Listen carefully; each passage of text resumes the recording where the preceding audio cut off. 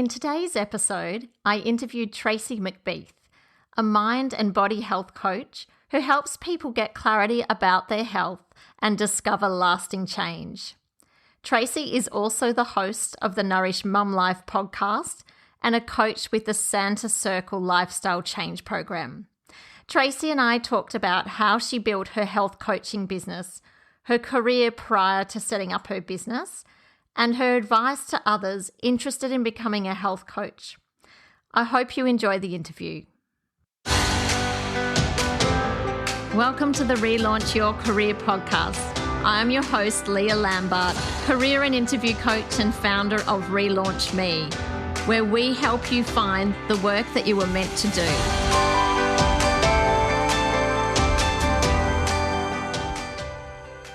Today, it's great to have you on the podcast. Thanks so much, Leah, for inviting me. I'm really excited to be here.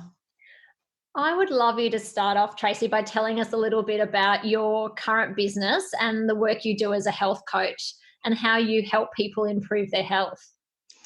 Yeah, so currently I do have my own business, just Tracey McBeath Health Coaching. And I guess my business is around, yes, helping people improve their health, but lifestyle-related health changes. So, metabolic illnesses such as improving things like type 2 diabetes, high blood pressure, obesity, fatty liver, all those things that we know are caused primarily from lifestyle, in terms of eating, I guess, too many foods that aren't really we're not designed to eat. So, processed foods, not really moving enough, all those sort of things, stress, lack of sleep, all those things that sort of play on our health. So how long have you been working in your business? Was it something that you started sort of on the side of another business, or how did it come about? Yeah, so it definitely evolved from my personal training business. So I was a personal trainer for about 12 years. In and around having my children, I worked in gyms, and then I eventually set up my own personal training studio at home. And, I sort of came and went from that. I've got 5 kids, so I did obviously have quite a bit of time out during that time. But I guess my own sort of health started to deteriorate after I had my fourth child. Actually, I struggled to lose the weight. I was 40, or had him at 39, and then 40. I couldn't, all the things I traditionally done to sort of lose the baby weight weren't working anymore. I then had another child at 41, and it sort of got to the point where I was feeling really crappy all the time, really tired, had no energy, certainly really was struggling to get back into my own work. And my husband at the same time had a couple of health scares, and it kind of led us both down the path of finding some alternatives. So he's always been into fitness as well. He's a martial artist. And we both together, I guess, decided to find out whether there was things, again, that we were being told that maybe weren't working for us. So that led me down, a path of really seeing that I could help people more by understanding a whole lot more than just exercise. So personal training is really, really rewarding, but it was limiting me in how I felt I could really help people. Particularly when I found the answers for me and sort of went down the path of doing that study. I did combine the two for a little bit, and then I decided that the health coaching was where I really wanted to put all my energy. And what was the study that you did for the health coaching?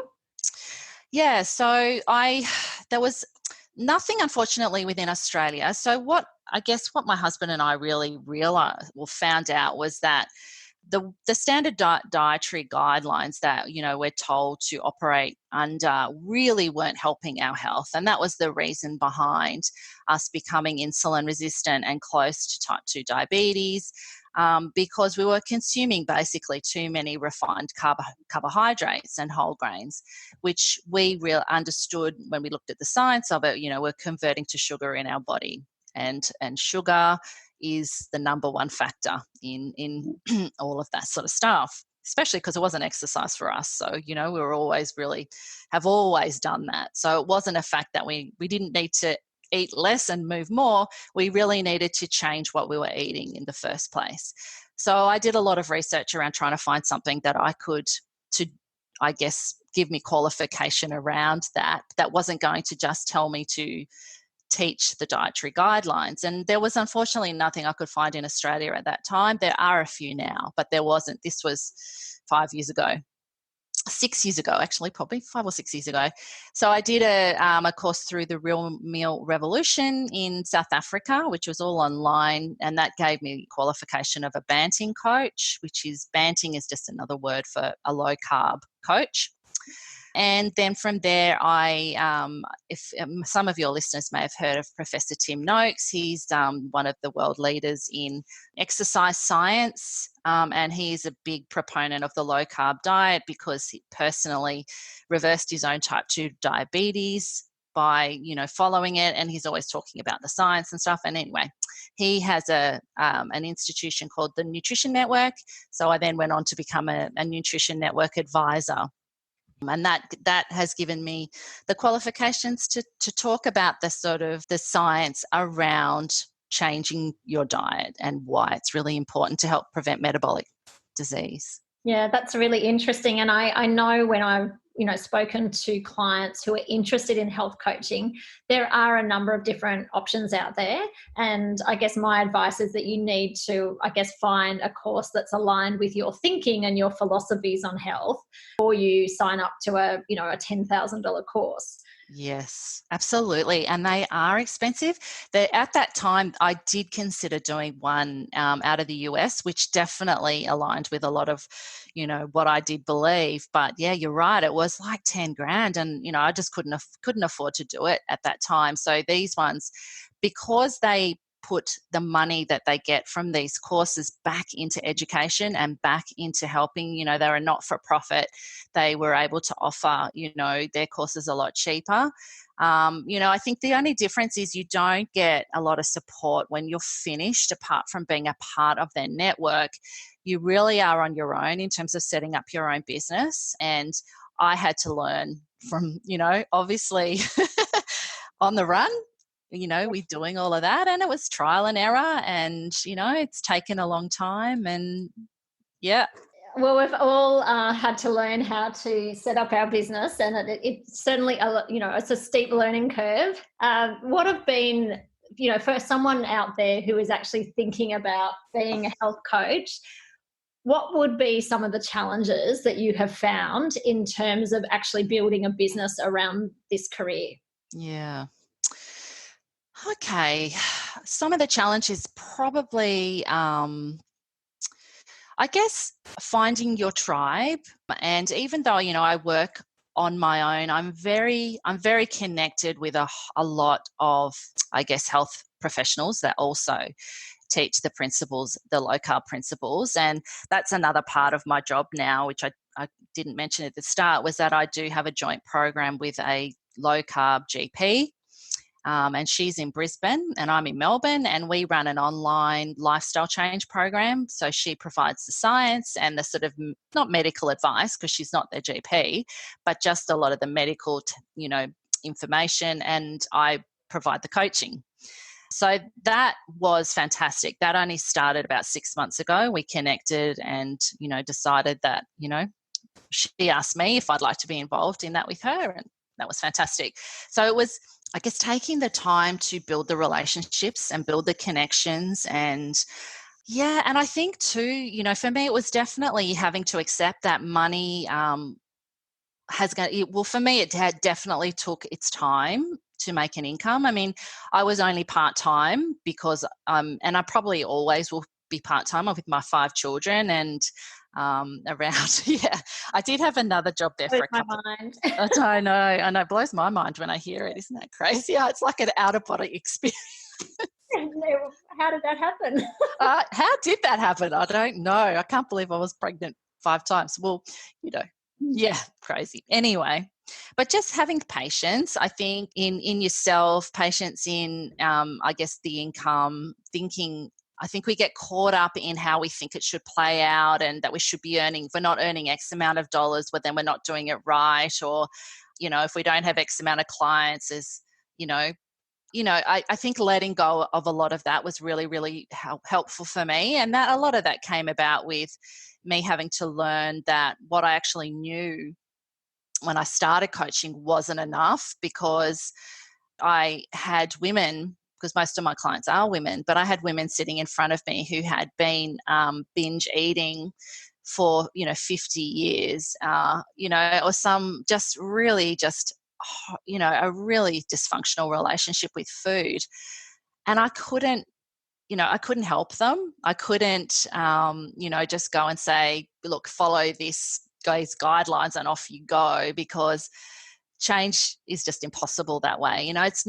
It's not necessarily more information people need. They need to see how change does happen. So that led me down another path to add more of this sort of life coaching style stuff to my kit bag, if you like, which is, sort of understanding how we work in terms of human beings and all that side of thing as well. So yeah, and look, Tracey, you're so good you've had your podcast for a long time. You're often doing Facebook Lives. Like, I think for anyone who wants to be a coach, you really have to put yourself out there, don't you? 100%. 100%. It's number one about connection.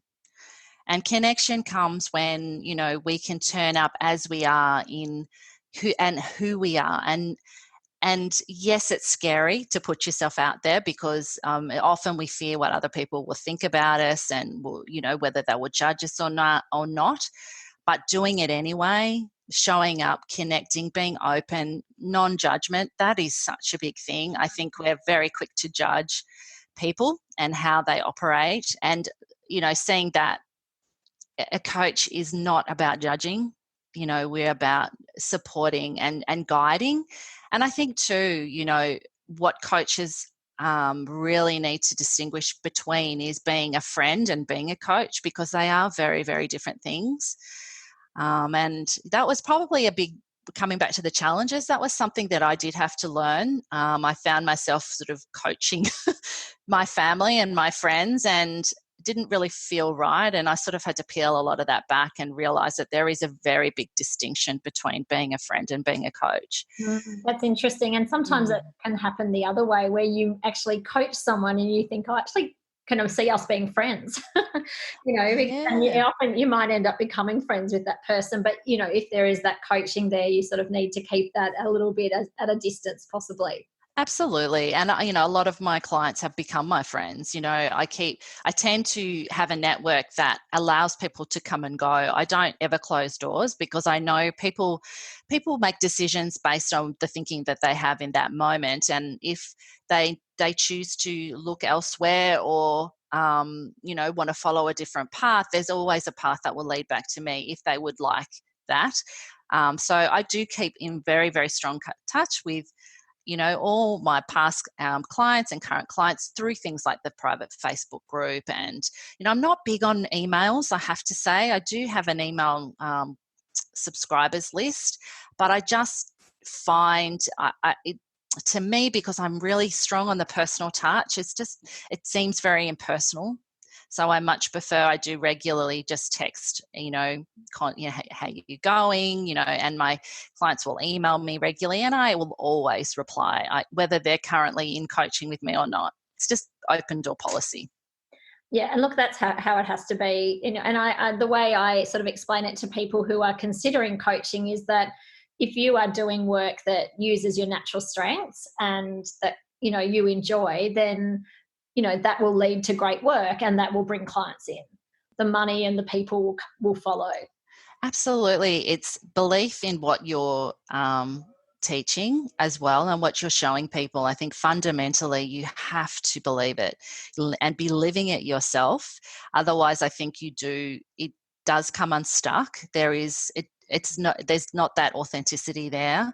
I've had people, definitely disagree with what I do, and it isn't nice, because I think as human beings we like people to agree with what we do. But fundamentally, I always come back to my center of, I 100% believe in what I do. I know my intentions are always good. I really honestly just want to help and show as many people something different as I can. I'm not saying that I have all the answers, because I actually believe the person sitting in front of me has the answers, but I love to put a whole lot of different cards on the table that maybe they hadn't considered. But at the end of the day, it's their job to choose the cards they want to take. It's not the coach's job to say, if you do A, you'll get to B. It's the coach's job to say, there are many ways to get to B. Let's look at the options, and you will know the path to take yourself. That's very true. And it's quite similar to the work we do, in that, often people have been trying to make a career change for some time, but whatever they're doing is not working. So I guess it's our job to give them some alternative ways of looking at it, and, options that are there, but we can't force them to actually take that advice and put it into practice. Yeah, absolutely. It's like, the way I coach has changed so much over the last even, probably 18 months. And, I think we need to evolve. We need to allow ourselves to evolve. And, I don't come with a tick box or a checklist. So, I'd show up. I do get pre-information for from new clients, but I generally show up to what shows up to me on that day that I'm speaking to my clients, because that person, depending on their, I'm not saying mindset's not the right word, but depending on their relationship they currently have with their thinking in that time, that's the type of person, that's what's going to show up. And it'll change all the time, because we're always in flux and fluid. Our feelings are always changing. Everything's always changing. And I think that's been a really big thing for me to learn, that if I come with my agenda, I'm not going to hit what they need. And turning up with no agenda is actually quite hard. We all like, I think, to have our little tick boxes that we've covered. And I definitely was more like that in the start than what I'm not. But now I know that I have a trust that what I need to show my client will come to me. It will present itself to me when I drop my own agenda and just listen and connect with the person that's in front of me. Yeah, I can really relate to that. I think when I first started coaching, I always felt that I needed to have the answer before I even met the person. I would be researching the night before and almost thinking about what careers they could do before I'd even sat down and met with them. And now, often I just, have a look at their background, but it's all about listening, and those ideas then just come into your head and in that session, rather than actually thinking beforehand how it's going to turn out. Absolutely. Now, Tracey, you haven't always been a health coach, and I think our listeners will find this interesting, that you actually had a different career before you worked in health. Do you want to tell us a little bit about what that was and how you made the transition out? Yeah, so I've always been interested in people. So I've definitely always had, I guess, been drawn to people careers, if you like. So I did started a Bachelor of Education when I left. I did not straight away. I did a bit of, other stuff and travelled and all that after I finished school, because I wasn't sure what I wanted to do. I was probably, about 21, I think, 22. God, so long ago. I can't remember. But when I went to uni and I started to do a Bachelor of Education, because I thought I wanted to be a teacher, but then 3 years into it, I realised that I didn't want to teach. So I left with a Bachelor of Arts with a teaching, focus, and got a job then at Macquarie Bank in Sydney. I lived in Sydney at the time in HR.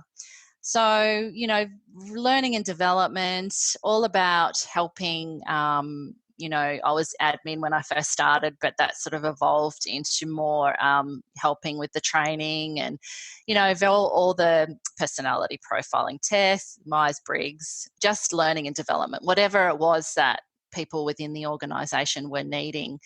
And I was there for about, I think it was 3.5 years, maybe 4 years. And I loved it. I did learn so much from that.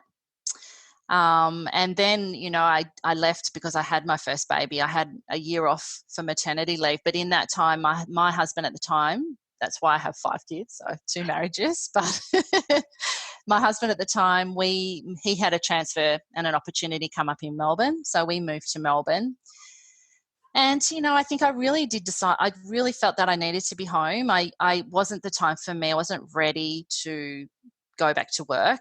And this was, so my son, that he was 1, he's now 18. So this was, set a long time ago. And we then had 2 other children quite quickly. So I sort of, everything was all just a little bit too hard to go back into work. My first husband was a doctor, so I had that luxury that I didn't have to, to rush back into work.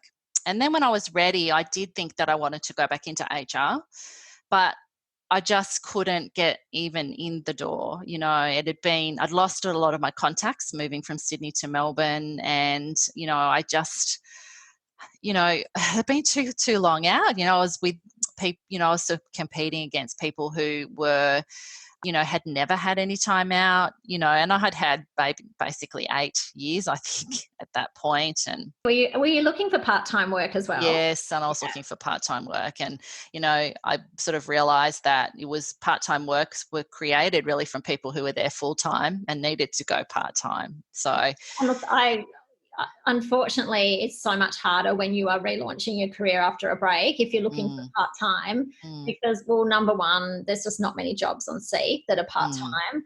And, secondly, you're competing against people who are willing to go full-time.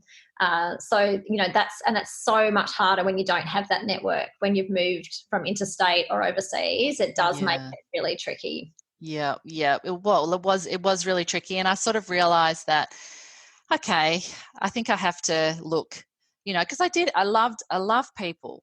I liked the HR. I didn't really like how everything at that point, and in the that company that I was in, had to be brought back to the bottom line. I mean, there was so many good people left because, they felt they weren't getting what they needed. But, money was the driver, and I didn't like that. That wasn't how I naturally fit.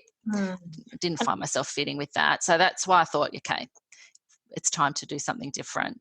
Yeah. And look, I think when I talk to people, there's this sort of perception, and this is why I went into HR, that it is, I guess, an area where you're helping people. But at the end of the day, you work for the business. And, as we talk today, 24th of March in this week, which has turned everyone's world upside down, all these people who are losing their jobs in companies, it's HR that is delivering that news. And I mean, my heart goes out to those people who have to sit there and tell or call, hundreds and thousands of people to tell them that they've lost their job.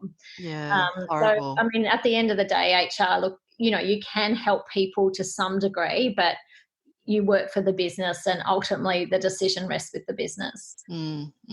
Absolutely.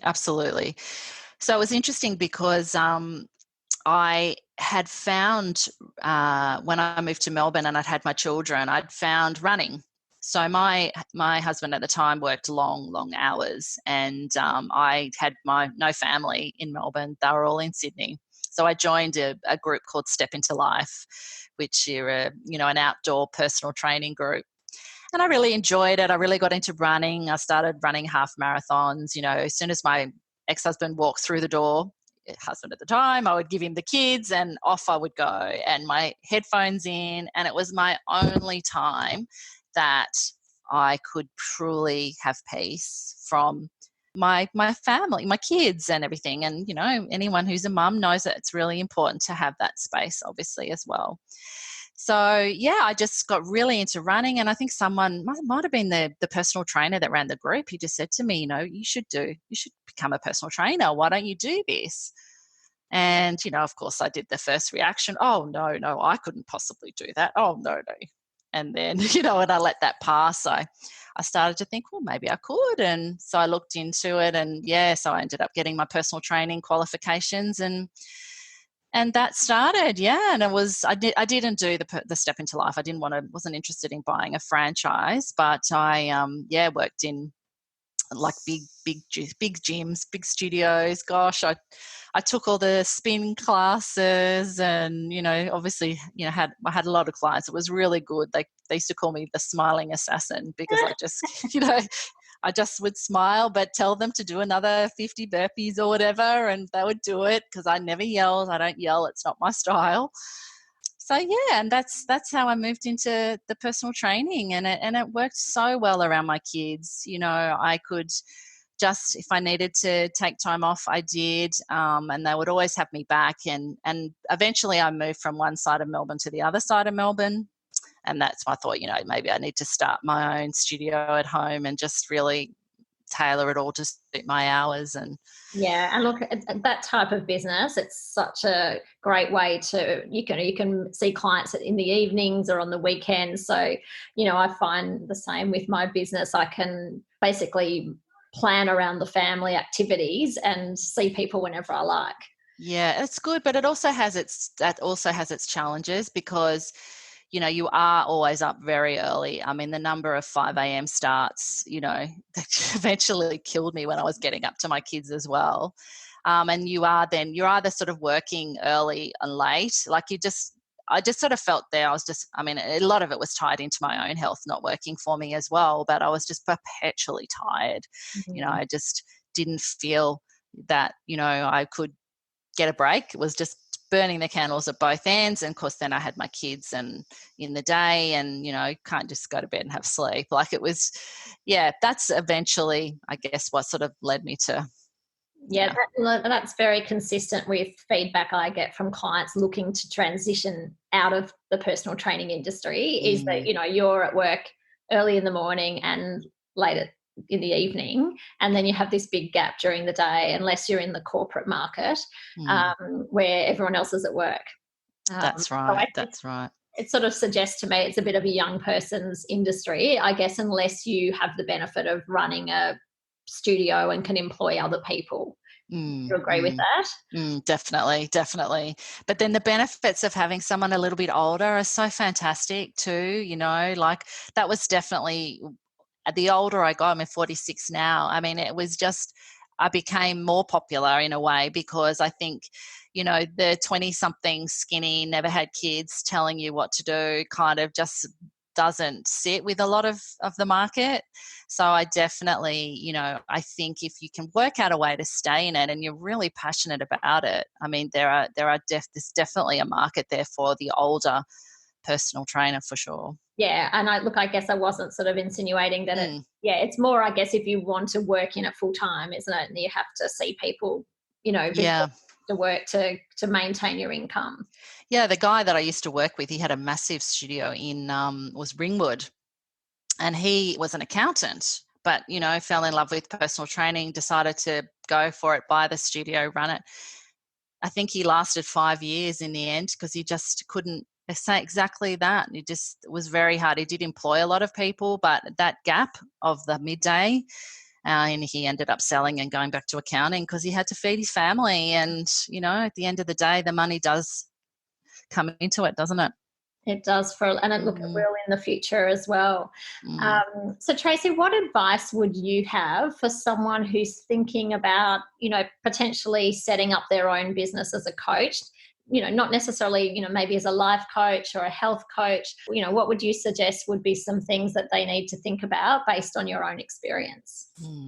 So I definitely think, making connections is really, really important, and give yourself time to do that. I mean, I started my podcast over 12 months ago now, and I'd have to say it was the best decision I ever did for my business because as I said, being on my own means you do have to step out and make the effort to make the connections and the contacts because they're not going to come to you. And I think maybe when I first started, I thought that might, well, why aren't they coming to me?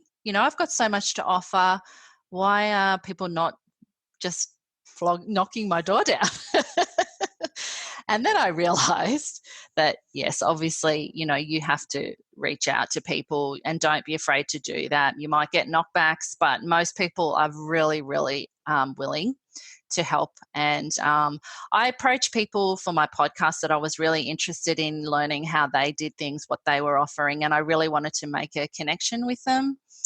And having done that has meant that I have gotten to the point now where I just have such a great family, a great tribe, great lot of support, to the point where, it led me to the idea of running my first summit, which is, a female only summit.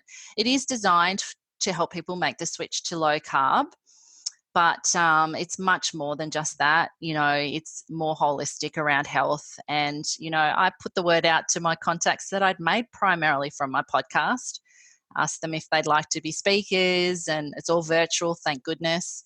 And just overwhelming response. And that would not at all have been possible had it not been for my podcast.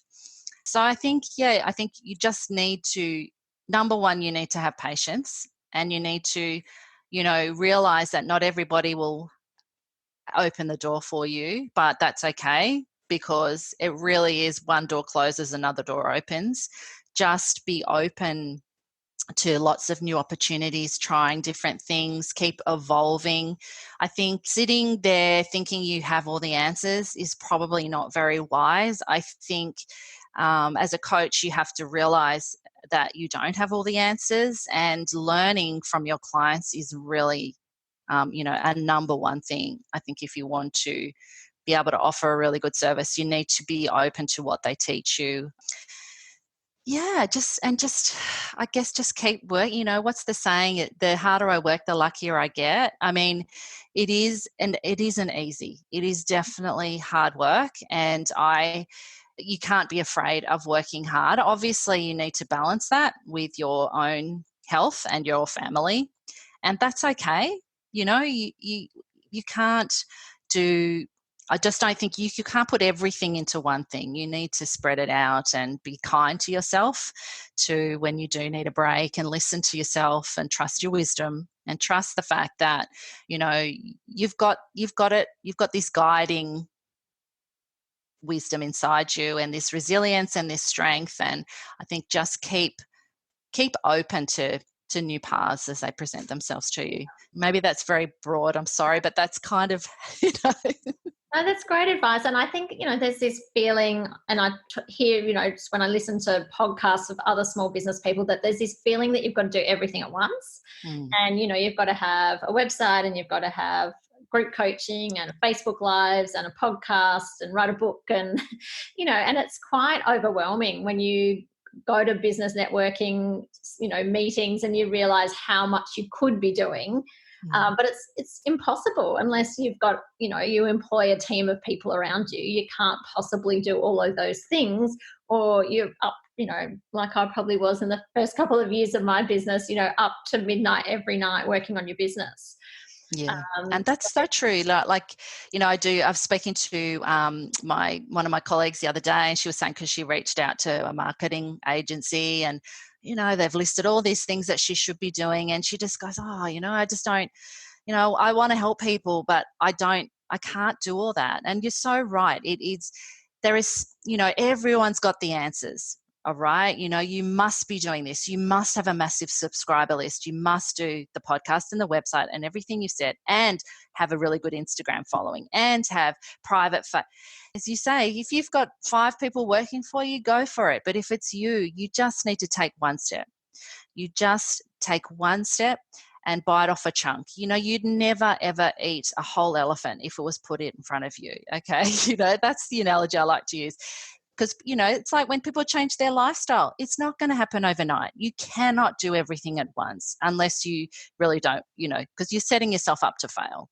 It's about just one step at a time, breaking off one bit, get your handle on that, and then trust the next step.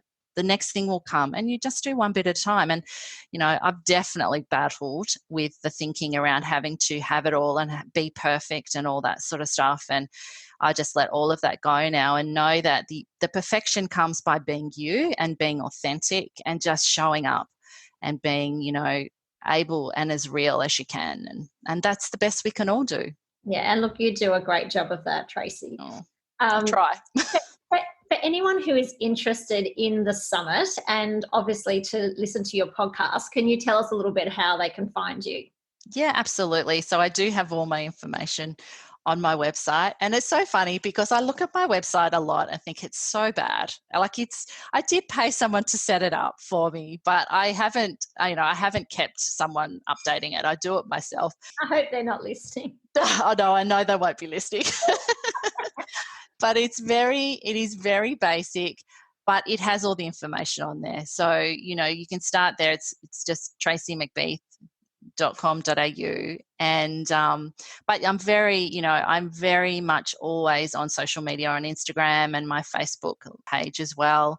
And anybody who has any questions, I promise it's always me answering. I will always answer anybody's question and point you to anything that I think might be helpful. And I do have a lot of free resources on my website because, as I said, I know I do just want to help people, and not everybody can afford a coach, but I think what I've got on there is certainly enough to help people start to see things differently and see there are other options. And so there's plenty on there just for free. That's great. And I'll put your website and your podcast, obviously. Yeah, because no one ever knows how to spell McBeath, so I get everything.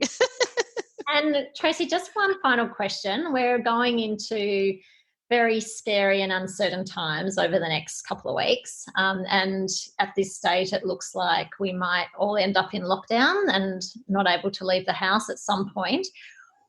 This is going to be really difficult for people.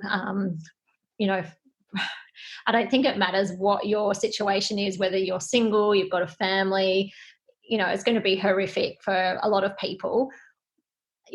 What would your advice be for people who do want to, maintain good health and exercise during that time, particularly if, they're people that are usually very active? Yeah. I think definitely if that's what you're used to doing, I think you can still keep doing what you've always done. It's just going to be adjusting. If you have a lounge room, you can still exercise and move and do strength stuff.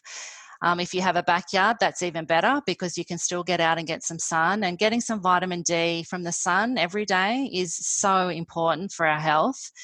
And keeping, our immune system strong. If we're coming into this with maybe not so good habits and with a health that is it's not as good as we want it to be, I think we need to understand that, we're all doing the best we can. And change is always uncomfortable. And the more we see that it's this acute phase of what's being asked of all of us is going to be uncomfortable for everyone, but it's temporary. And once we adjust, we will start to feel better naturally. I think that there's no rules about how we should be feeling. Now we all are feeling a bit scared and all feeling anxious. And obviously everyone has their own individual situations that we're dealing with, but the human spirit is the human spirit. And underneath all of that is a natural resilience and a natural strength that we can tap into when we can see that we've got it. So trust that we all have it. Trust that anything new is uncomfortable, but it will start to feel better. And when you start to feel better, you will see so many more opportunities and different things that you will be able to do. I mean, I think it's amazing how many people already are moving there to offering online things. And, I think too, we have to adapt, but we have to also see there's opportunities. Yeah. And, you're doing the best you can. The last thing you need at the moment is to be judging yourself and to be being harsh on yourself. You need to be compassionate and hold yourself in comfort like you would your children. That's excellent advice. And, I think we can only control what we can control. We can only focus on that. And it's this unknown that's probably really scary for people I guess it might even be that once we actually go into full lockdown, if we do, then we know that that's happened and that's going to stay like that, rather than wondering what's going to happen next. That's right. That's right. That's right.